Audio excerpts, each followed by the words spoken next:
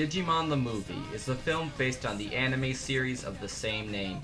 The film was directed by Shigeyasu Yamochi and Mamoru Husada, who is known for directing several anime films such as Wolf Children and Summer Wars.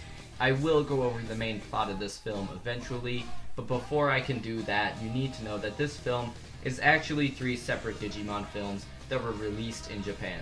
After the success of Pokemon the first movie, Fox Studios wanted to do something similar with Digimon, so they took those 3 films and highly edited them into one movie.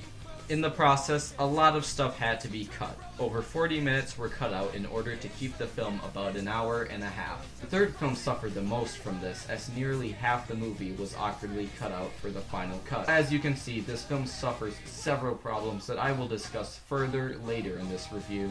So as I said, this film is split into 3 different films, the first being a prequel to Digimon's first season with the original characters, and the second being set after the first season. I found these 2 sections of the movie to transition pretty well. Of course, there's going to be parents who watch this movie and have no idea what's going on, but for kids who grew up with Digimon's first season, it's pretty understandable. I especially liked the second part, which is about a virus Digimon that the original Digi-Destined have to fight off.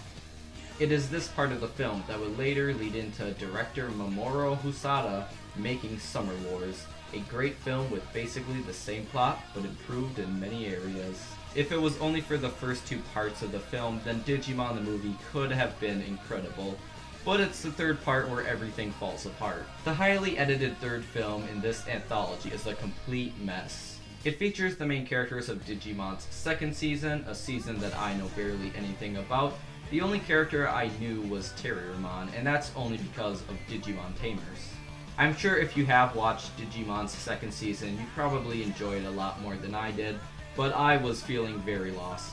The fact that the movie's main characters change within the last half hour just feels like a really clunky way to tell the story. And of course, due to so much being cut out from that section, it felt too rushed and I wasn't able to feel anything for any of the characters.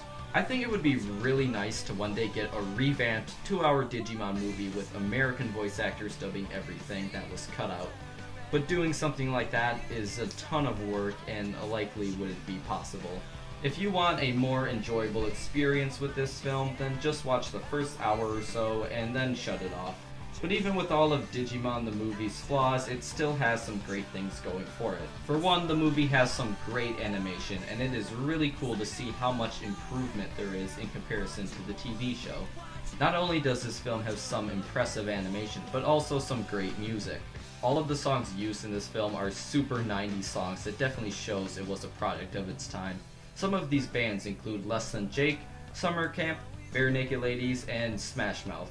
There is even a Digi-Rap. If that's not 90s, I don't know what is.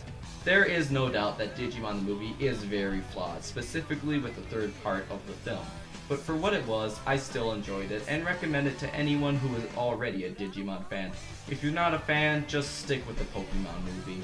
Until next time, thank you for watching, and goodbye.